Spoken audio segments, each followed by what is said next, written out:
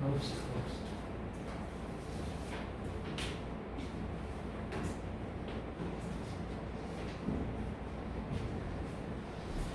우리에게 시간이 얼마 없기 때문에 구구절절 얘기하는 것보다도 요소 포인트 위주로 얘기하도록 할게요. 자, 우선 첫 번째 세트인 요 현대시입니다. 자, 현대시 같은 경우에는 실제로 이게 제가 읽을 때 뭐 3-1, 3-2 같은 경우에는 여러분들 잘 보라고 달아둔 거고, 요거 표시해둔 거 있지? 요거 실제 제가 읽을 때 표시하면서 읽은 거야. 그거대로 옮겨 적은 거거든. 그래서 요거 저랑 같이 보고 그 다음에 3번 문제만 같이 보도록 합시다. 뭐 나머지 것들, 특히 나시 같은 경우는 그렇게 어렵진 않았어. 고향에 대한 그리움이라고 하는 정서가 쉽게 잡혔기 때문에 가시만 한번 쭉 살펴봅시다. 자, 시를 볼 때 제가 항상 얘기했어요. 시뿐만 아니라 문학을 볼 때 항상 뭐에 좀 신경을 쓰자? 이러한 시간적 배경에 조금 시간을 쓰자. 그치? 자, 그렇다면 눈포레와 밤이라고 하는 시간, 즉 겨울이라고 하는 계절적 배경과 밤이라고 하는 시간대를 일단 체크한 다음에 우리가 갔어야 됐던 거지.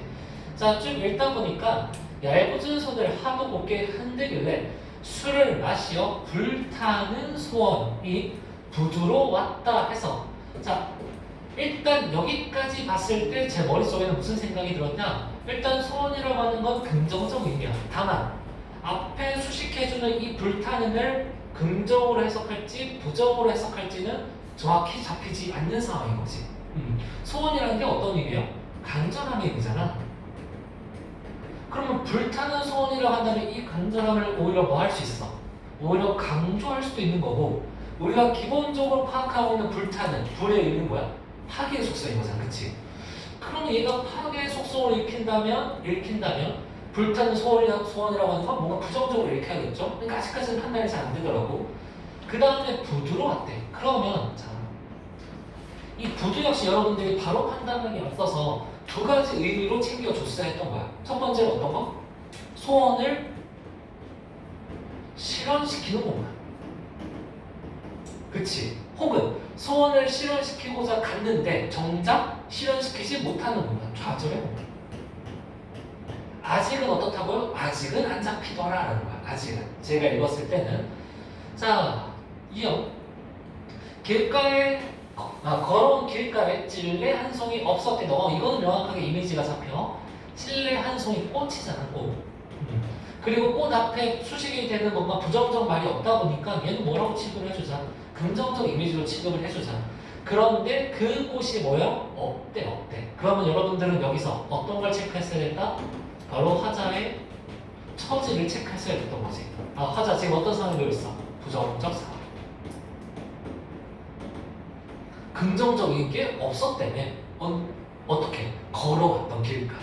보통 걸어온 길은 뭐 할 때 표현해? 우리가 내가 살아온 길이라고 표현을 하잖아. 그러니까 화자가 살아오는 동안 꽃 한 송이 없었다는 거니까 당연히 화자의 부정적 상황을 얘기하는 거고, 나의 아름다움 역시나 무슨 말인지 표범 이거 어떻게 해석할 거야? 끝까지 읽어보자고. 안 읽히는 건 넘어가. 자, 자업자업을 뉘우칠 줄 모른다. 표범이 뉘우칠 줄 모르는데 뭔 말인지 잘 모르겠어. 그런데 이 부분. 어깨에 쌓였어도 하얀 눈이 무겁지 않다는 거. 그럼 이 눈이라는 존재는 나의 표범으로 하여금 무엇을 주는 거야? 짐을 주는 존재잖아. 그럼 얘는 실현이야. 그리고 그것이 무겁지 않다는 것은 이 구절을 통해서 나의 아름다움 어떤 이미지? 긍정적 이미지구나. 긍정적 이미지구나. 그러면 뉘우칠 줄 모른다 역시 긍정적 이미지로 받아들여주면 되죠. 바로 어떤 태도야? 당당함의 태도. 자, 그 다음 3형. 철없는 누이 고수머리랑 어루만지며 우라지어의 이야기 캐고 자, 여긴 굳이 체크 안 했는데 이런 부분들이 체크되면 더더욱 좋겠지. 씹던 밤이면 뭐하고 있어? 서투른 마우젠발도 들려주셨지. 다시 내게로 헤어드는 이런 구절들을 통해 여기가 바로 과거구나. 그렇죠? 과거 해상하고 있는 거야. 따라서 내게로 헤어드는, 다시 내게로 헤어드는 어머니의 입김이, 자, 지금은 현재 상황이야. 그런데 현재 나한테로 뭐가 다가오고 있대? 어머니의 입김이 다시 다가오고 있대. 그건 곧 어머니를 뭐 하고 있는 거다? 어머니를 회상하고 있는 거고, 회상이라고 하는 것은 어떤 정서랑 잘 연결이 돼요? 그리움이라고 하는 정서랑 잘 연결이 되는 거지. 이런 지점들 챙겨주면서 읽었으면 됐던 거고. 자, 드나드는 배 하나 없는 지금. 자, 항구인데 드나드는 배가 하나도 없대. 부정적이잖아. 그치? 부두의 호젓성 나는 맷 비둘기 아니건만. 자, 맷 비둘기라고 하는 존재는 새기 때문에 긍정적 시어라고 우리가 읽어주면 되는 거고, 아니건만 계속 내 머릿속에서는 어떤 내용이 정리가 되는 거야? 아, 화자의 처리가 지금 부정적인 거야.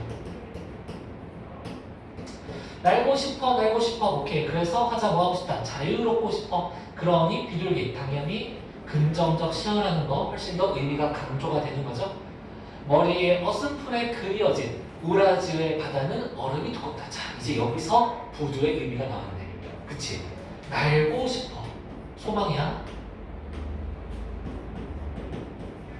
근데 하늘이 얼어붙었다라고 해도 될 거를 얼음이 두껍다라고 얘기하고 있어. 일단 나는 새가 아니기 때문에. 그럼 내가 이 항구에서 벗어나기 위해서는 반드시 배를 이용을 해야 되는데 배도 없어. 심지어 바다도 어때? 얼음이 두꺼워서 내가 항구에서 벗어나지 못해. 그러면 아까 우리가 위에서 체크한 부두의 상황. 나 뭐 들고 왔다고? 소원 들고 왔다고. 이 연에서 나 뭐 가지고 있다고? 소망 가지고 있다고. 그럼 이 부두에서 실현이 된다? 실현이 되지 않는다? 얼음이 두껍기 때문에 실현되지 않는다. 그래서 부두는 부정적인 공간이에요. 부정적인 공간. 자, 등대어 나와 서로 속삭일 수 없는 생각의 장교. 그러니까 이 부분을 잘 독해를 했어야 됐던 거야. 그러니까 부두가 부정적이에요. 그러니까 나는 뭔가의 소원을 가지고서 부두로 왔는데 그게 안 이루어지고 있잖아. 그럼 나 역시 어때? 상당히 불우한 처지야. 그래, 아까 우리 무슨 상황 파악했어? 배가 하나도 없다며. 그럼 등대가 제대로 역할을 할 수 있는 거야? 못하는 거야? 등대가 무슨 역할을 하는데? 배의 이정표로서 역할을 하는 거잖아. 배가 하나도 없는데 얘가 쓸모가 있어? 없어? 없어. 얘도 불우한 처지야. 불우한 처지. 아무런 의미 없는 처지라고.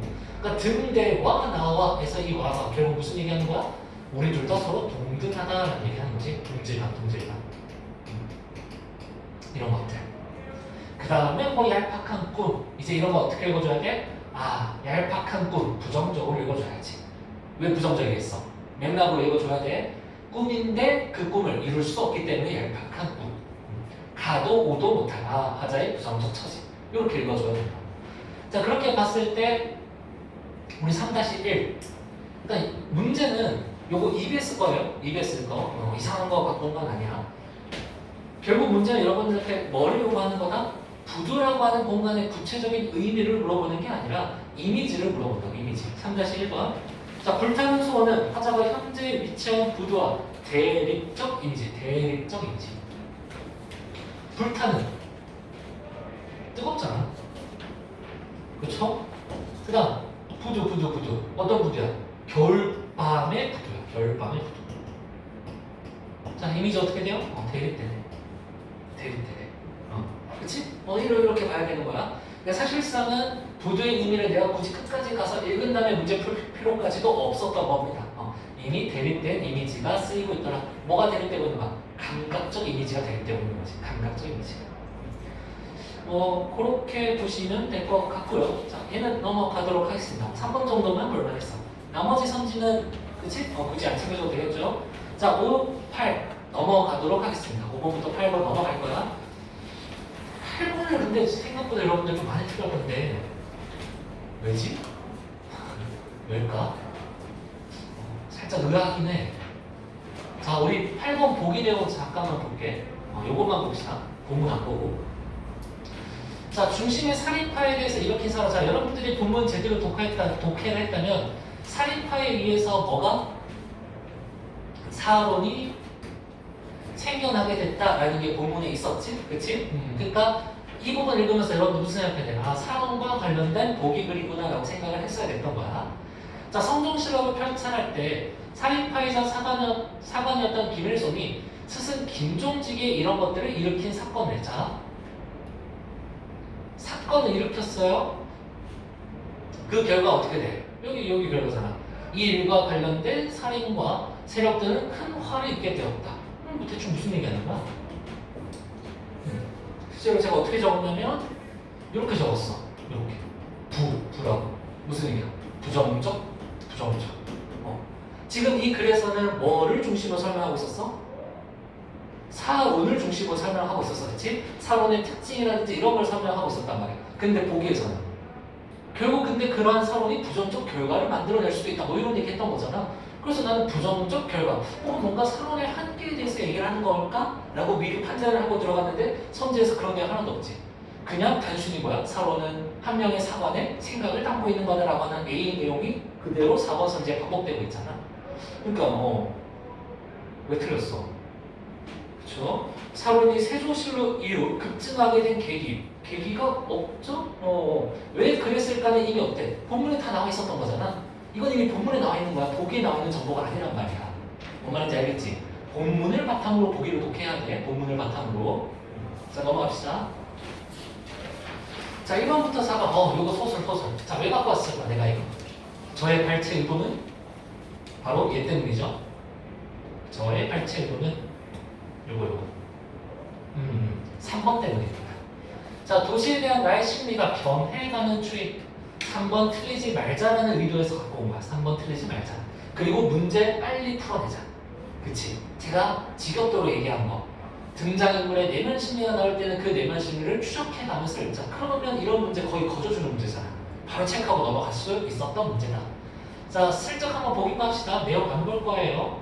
자, 저도 이런 식으로 파악하면서 읽었어. 나는 깨달았대. 나 무슨 생각해 머릿속으로? 뭐지? 깨달음 드러내는 건가? 깨달음은 항상 오락돼. 문제에서 되게 중요하게 다뤄졌었잖아. 그런데 쭉 보니까 깨달음에 대한 내용은 아니었던 것 같아. 왜? 난 도예지 학교로 전학을 가게 됐단 말이야 라고 하는 무슨 상황? 사건을 내가 파악을 했어. 나는 지금 어떤 상황이다? 도예지 학교에 간 것을 자랑하고 싶어 하는 거구나. 이렇게 심리 파악하면서 읽었어야 됐던 거지. 자, 그럼 쭉 한번 가볼까? 쭉 가보면 다 어때? 아쉽다기보다도 좀 싱겁더라고. 가는데 다들 그렇게 엄청 드라마틱하지 않네 이런 느낌. 다음날 나는 기분이 썩 좋다. 오케이, 도예지로 가서 기분이 썩 좋구나. 어머니는 근데 슬퍼하고 있고 어머니의 모습이 왜 왜소하게 보였을까? 좀 어머니를 측은하게 생각했나봐. 그 이유는 요 A라고 하는 사건 때문에 어머니를 측은하게 생각을 했던 거야. 자, 아버지에 대해서는 비교적 덤덤했대. 등장인물의 파악하면서 내면 심리 파악하면서. 자, 다음으로 넘어가 봅시다. 넘어갔더니 별거 없어요. 딱 중략 이후야. 자, 여전히 중략 이후에도 여러분들 이런 부분들, 이 도시와 그 생활이 주는 어떤 경위와 흥분, 여전히 나의 심리가 어떻다고? 긍정적이야.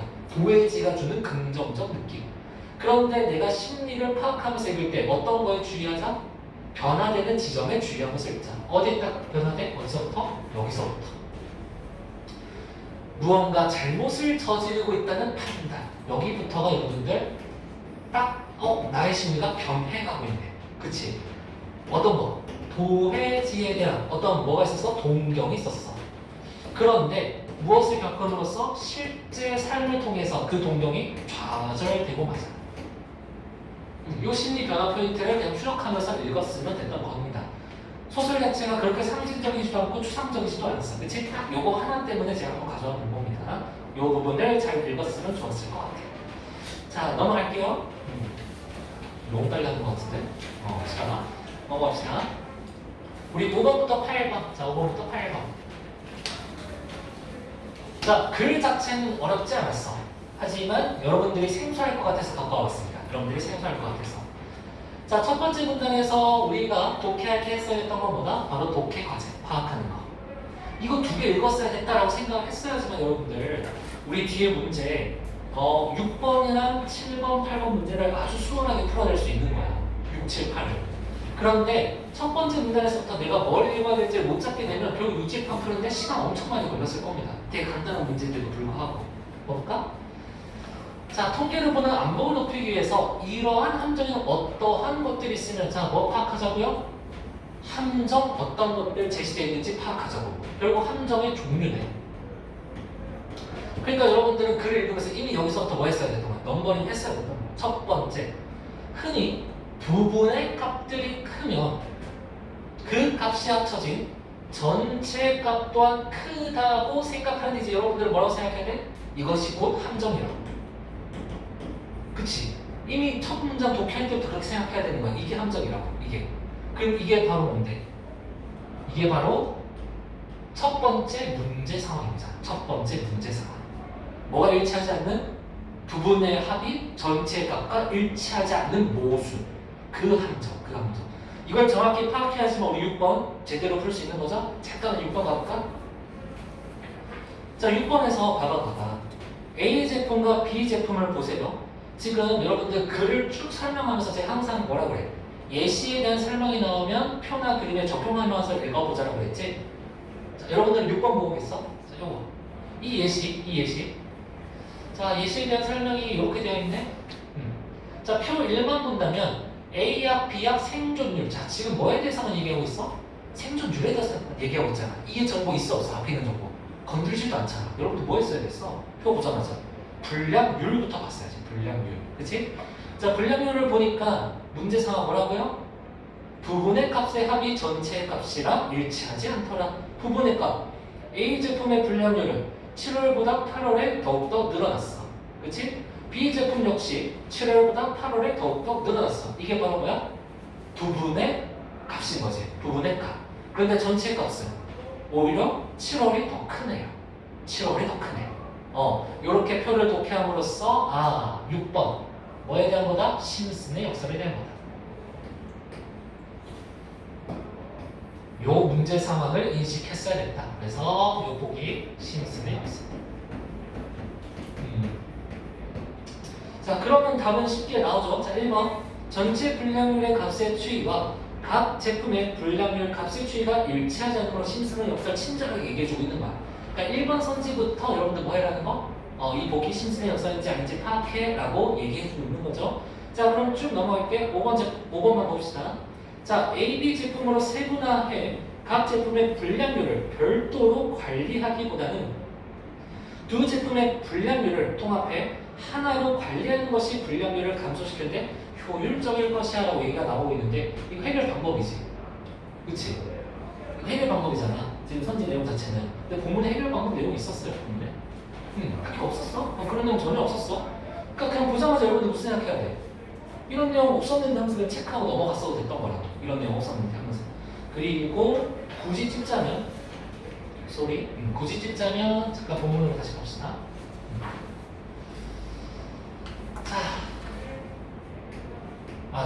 내가 무슨 말했니? 요게 해결 방법이지. 내가 체크해놓고 미안. 자, 가중치를 적용하지 않음으로써 문제가 발생한 거잖아. 이게 원인이야. 이게 원인. 그러면 뭐다? 이 원인을 뭐 해야지만 제거해야지만 문제가 해결되겠지. 그럼 제거하는 방법이 뭐겠어? 이게 곧 해결 방법이겠죠? 그치? 미안은 허튼 소리 했다. 그러니까 요 지점을 여러분들 읽었어야 했던 거야. 문제 원인이 뭐 때문이다? 제대로 된 가중치를 부여하지 않기 때문이다. 따라서 6번에 5번 선지 보면서 뭐야? 이거 해결 방법에 대한 얘기인데 해결 방법으로서 어떤 내용 나왔어야 됐다고? 가중치. 제대로 된 가중치가 계산이 되었어야 했다. 이 내용이 나왔어야 되는데 그 내용이 나오지 않았기 때문에 틀린 겁니다. 뭔 말인지 알겠지? 소리. 자, 이 지점을 봤어야 했다. 자, 정확히 어때? 아까 내가 첫 문단에서 파악한 내용이잖아. 첫 문단에서 문제 그리고 그에 따른 원인, 문제와 원인. 그럼 나머지가 똑같이 이제 적용이 되는 거야. 두 번째, 대표성의 역설. 자, 역시 비율 사용상의 함정에 빠진 경우이다. 저는 이걸 문제라고 체크를 했어요. 그런다면 이 문제에 대해서 더욱더 구체적인 설명이 나올 거라고 예상했는데 딱히 그런 설명은 안 나오더라고. 그러니까 계속 그냥 읽어 나갔어. 오케이, 문제. 그럼 이제부터 나 뭐 파악해야 돼? 그 문제의 원인. 문제 원인이 뭔데? 이러한 현상은 뭐일 때? 각 지역의 지원자 수가 상이할 때 발생하는 것이다. 상이할 때. 그러면 해결은? 그냥 대충 우리 단순하게 생각하면 상이하지 않으면 문제 발생 안 하겠네요. 그쵸? 상이하지 않으면 문제 발생 안 하는 거야. 자, 우리 몇 번 가야 돼? 8번 가셨어야죠? 8번? 봐봐. 여러분들 예시를 수능에서는 본문에서 A라고 하는 예시를 줬어. 그럼 세 번 예시를 줄 때 보기에서 A 다시 정도로 주지 갑자기 완전 엉뚱한 C, Z 이런 예시를 안 준단 말이야. 자, 본문에서도 우리 뭐라고 돼 있어? 본문에서도 합격률에 대해서 나오잖아. 합격률. 그러니까 합격률이라고 하는 게 보기에서도 발견이 됐다면 여러분들은 이미 뭐라고 예상하면서 가야 돼? 대표성의 역설에 대해서 얘기하는 거겠구나 라면서 읽었어야 됐다라는 거. 자, 쭉 읽어보니까 역시 뭐가 문제예요? 자, 밑으로 좀 가볼게. 8번. 자, 남자는 지원자 2,691명 중 합격자가 1,400명, 여자는 1,835명 중 722명. 그래서 뭐라고? 얼핏 보면 남녀 차별이 있었다. 문제, 그 원인은 각 지원자 수가 다르다. 이게 뭐라고요? 이게 본문이잖아. 이게 본문에서 우리한테 줬던 정보잖아. 그러면 보기를 검증하는 방법. 다시 말해서 뭐야? 이 문제가 왜 발생했는가? 혹은 이 문제가 어떻게 해결될 수 있는가? 그거 얘기하고 있는 거잖아. 무조건 그냥 이 정보 나와 있는 거 찾으면 되지. 그리고 학과별 지원자 수의 차이. 1번이다. 그치? 이렇게 푸셨어야 됐던 거야. 문제와 원인을 정확하게 인식하고 풀었어야 했다. 자, 그 다음에 7번. 이것도 생각보다 여러분들 많이 틀렸더라고. 자, 7번. 기억이 역설의 이유. 좀 바꿔 얘기해볼까? 기억이 문제인 원인. 문제인 원인. 문제인 원인. 혹은 그 문제의 상황. 결국 요거 물어보는 거잖아. 요거 물어보는 거. 자, 문제 상황. 왜 문제 상황이었어? 아까? 그냥 단순하게 쓸게. 전체가 부분의 합이라 일치하지 않더라. 그래서 발생한 거잖아. 그 다음에 그 원인은 아까 말했던 가중치였던 거고. 그러면 여기서 역설과 관련된 건 뭐야? 이것밖에 없지 뭐. 원래는 뭐 부분들 뭐야? 1과 1을 더하면 2가 돼야 되는데 지금 여기서 2가 안 된다는 문제잖아. 이거죠. 그러면 그것과 관련된 게 뭐야?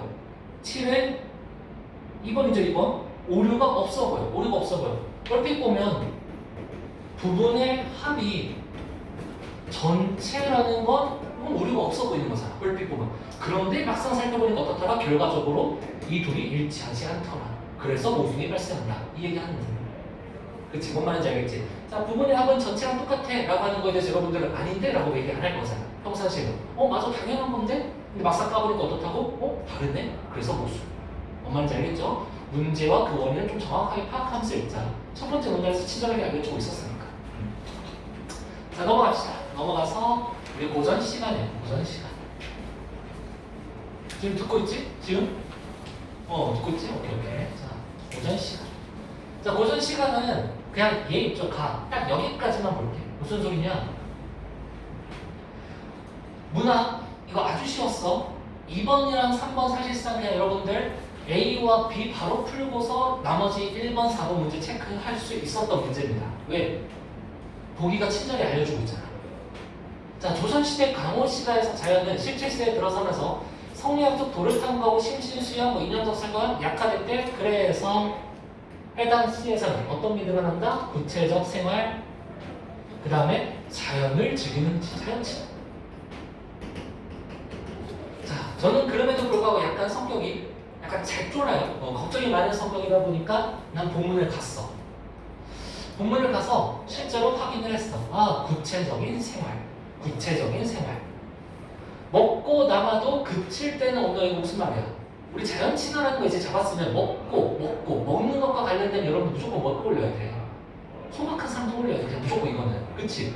먹고 남아도, 먹고 못 남아도. 그러니까 다 먹었어. 근데 남는 게 없대. 그렇다는 건 내 삶이랑 딱 맞는 음식이라는 거잖아. 그렇다 하더라도 그칠 때는 없어. 굶는 거는 없었어. 되게 소박하게 잘 살고 있는 거네.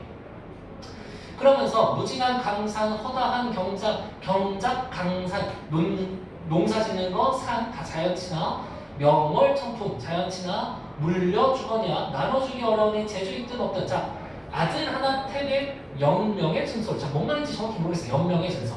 하지만 아들 하나한테 뭘 주겠대? 태백을 주겠대. 산을 주겠다는 거니까 결국 아들도 어떻게 살게 하겠다? 우리 복이 명랑했다는요? 그럼 자연 친화적 삶으로 살게 하겠다네. 그렇게 이해하면 되지. 자, 그러면서 길이 물려주리라. 나의 이 말이 우화한다 하지만, 자, 이것도 제가 기출할 때 많이 얘기했었죠. 우아하다, 어리석다라는 뜻인데 자연 친화랑 연결되면 주로 어떤 뜻으로 해석이 된다고? 겸손한 태도로 많이 해석이 된다고. 가난한 삶이랑 연결되면 진짜로 자기 스스로를 한탄하는 거고, 나 이렇게 어리석어 이런 얘기 하는 거고. 자, 자손을 위한 계책은 이것뿐인가 여기는 이것이 뭔데? 자연. 자, 그러면서 쭉 읽어보면 어떤 내용들이 있어? 산공과 이 강산을 바꿔 쓰냐, 너무나도 자연스러운, 너무나도 익숙한 구절이 나오죠. 산수의 벽이라는 뜻이 여러분들 해석이 안 됐을지라도 보기를 통해 산수를 그냥 너무 뭐한다? 사랑한다라고 해석해야지, 맥락을 통해. 그치?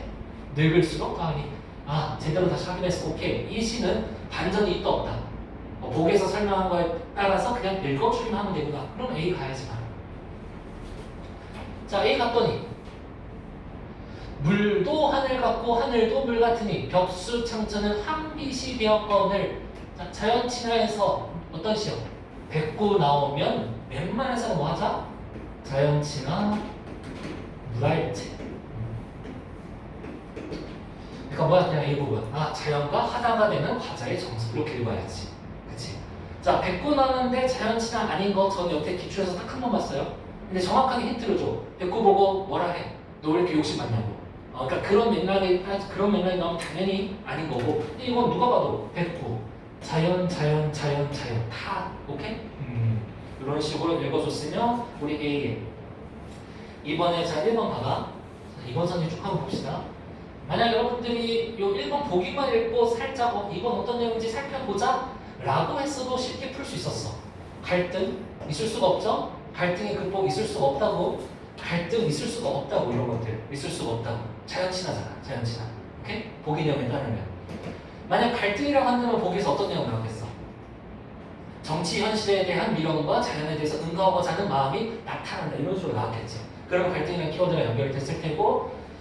자, 구분과 경계가 사라진 자연에 대한 일체다. 자연 친화죠. 이념적 지향 단념. 이건 뭐야? 부정적인 맥락인 거잖아. 그럼 웬만해서 얘도 뭐야? 틀렸다고 생각해야지. 심지어 어떤 시험에 연결돼 있어?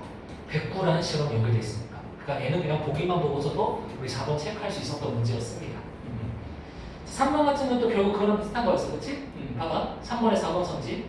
길과 대의 대비, 풍월과 연하의 대비. 자, 풍월, 바람이랑 달, 연하, 안개와 노을, 자연과 자연을 대비시켜 말이 안 되는 얘기인 거지. 그냥 무조건 틀렸다고 생각을 하셨어야 될 겁니다. 그쵸? 넘어갑니다. 되죠? 너무 날리고 하는 거 아니지? 이렇게 풀었어야 했던 거야. 우리 실전에선. 자, 마지막 세트 가봅시다. 마지막 세트.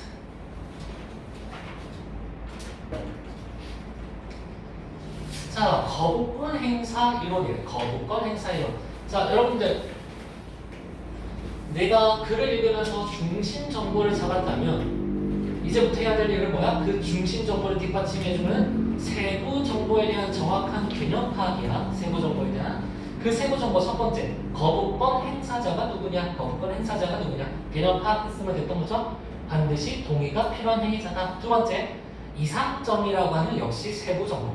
자, 그 이상점이랑 뭐랑 비교한대? 현 상황을 비교한대잖아. 그치? A와 B를 뭐해서? 비교한대. 그리고 또 넘어가자고. 쭉 넘어가서. 자, 자신의 이상점으로부터 같은 거리에 떨어져 있는 대안들에 대해서 무차별적인 선호. 다시 말해서 뭐야? 사실 이 원도 세부 정보였던 거지. 그치? 왜? 이 그래프를 읽기 위한 핵심 정보였던 거잖아. 그렇다는 건 결국 여기 있는 거 다 뭐라고요? 오케이라고. 거부 안 한다. 그치? 오케이. 거부 안 해. 이렇게 읽었어야 됐던 거죠, 여러분들? 이렇게 읽었어야 됐던 거고. 자, 그 다음에 이제 마지막 네 번째. 여기.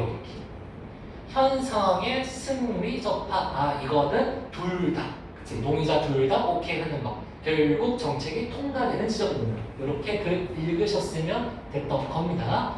자, 그래서 이를 보면 각 거부권 행사자는 자신의 이상점을 중심으로 첫 번째, 원위나 내부에 위치하는 거 언제나 오케이, 그렇지 않을 때는 당연히 거부. 파악했어야 됐던 거야, 경우에 따라서.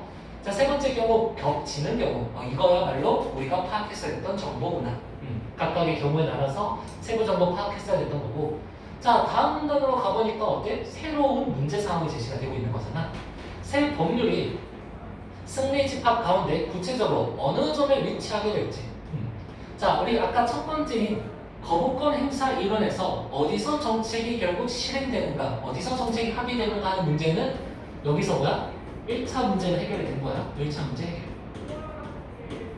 이제 여기서 2차 문제가 발생하는 거지. 어느 점에 위치할 것이냐. 자, 바로 해결이 되네요. 얘는 순서에 따라서 누가 먼저 예산을 제시하냐에 따라서. 그치? 누가 먼저. 자, 대통령이 먼저 제시하게 되면 최대 어때? 자신의 이상적과 가까운 위치로. 역시 국회가 먼저 하면 자신의 이상적과 가까운 위치로. 그런 식으로. 그렇다면 X와 Y의 거리만큼 자신에게 유리한 결과, 그만큼 즉 이상적에 가까우면 가까울수록 보다 유리해진다. 이런 정보 파악하면서 일반화됐던 거고. 자, 그 다음 문단으로 가보니까 또 새로운 문제가 제시가 되고 있어요. 때에 따라서는 새로운 대안에 대해서 어떻다? 어떠한 시도도 상대 거부권 행사자에 의해서 저지되어 거부권 행사자들이 현상을 바꾸지 못하는 상황이 발생하더라. 자, 여러분들 요 A 잘 파악했어야 됐어. 하나. 여기서 말하는 이러한 이 의미하는 바는 앞에 있는 문장과 뒤에 있는 정보가 서로 어떻다고? 동등하다고. 하나 더 나오지? 이. 그러면 지금까지 나왔던 C라고 할까? C라고 하는 정보와 역시 D라고 하는 정보가 동등하다. 그럼 여러분들은 해당 정보, 이 A라고 하는 애가 어떤 애인지 파악하기 위해서는 앞에 있는 정보들, 대응되는 정보들을 파악하면서 읽었어야 했던 거지. 그치? 대응되는 정보. 어떤 정보? 이거. 상대 거부권 행사자에서 저지됐어. 이걸 그냥 난 A라고 한 거야. 그 다음에 현 상태를 바꾸지 못해. 이걸 B라고 했어. 교착 상태가 그럼 뭐야? A와 B인 거잖아. E는 뭐 A야. 그럼 그냥 그대로 또 A와 B에 대한 얘기가 있을 수밖에 없는 거지. 그치? 찾아봐. 자, 선지 가볼까요? 8번. 제가 생각했을 때 요 5번부터 8번까지 괜찮던 문제는 8번이었어요. 내가 생각했을 때 오히려. 자, A에 들어갈 만한 내용. 자, 여러분들은 교착이라고 생각했어도 좋아. 근데 교착이라고 하면 아마 무조건 본문으로 돌아가서 다시 한번 봤을 거야. 이 교착의 의미가 무엇인지. 그치? 그 교착의 의미가 뭔데? 상대가 저지해서 현 상황을 바꾸지 못해. 그런데 우리 앞부분에서 이 정보를 파악했죠. 현 상황을 바꾸는 대안이라고 하는 세부 정보. 그게 바로 뭐였다? 우리 승리 지점이었지. 현 상황의 승리 지점.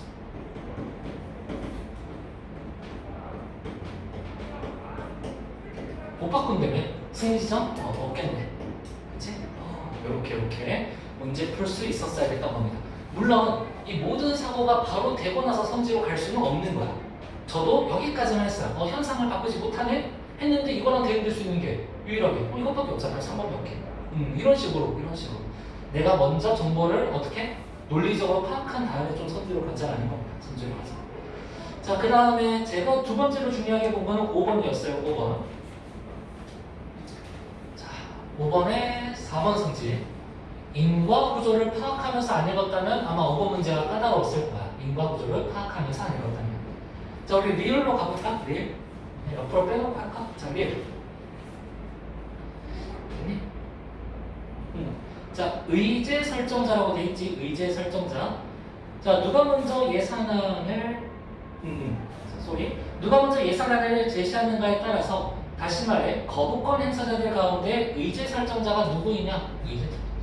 그러니까 먼저 예산안 제시. 이게 바로 뭐라고? 이게 바로 의제 설정자. 인과관계라고 내가 써놓은 게 맞나? 자, 그 다음 밑으로 가볼게요. 자, 대통령이 의제 설정자라면 그는 X의 위치에 예산안을 먼저 제시할 것이다. 국회가 거부하지 않을 승리 집합 가운데 X가 자신의 이상점과 가장 뭐하기 때문에? 가깝기 때문에. 자, 의제 설정자라고 하는 좀 투박하지만 얘를 원인이라고 할게. 원인이라고 하기엔 좀 어색하긴 한데 의제 설정자라면 뭐 할 거다? X의 설정을 할 거예요. 그치? X의 설정. 인과 맞구나.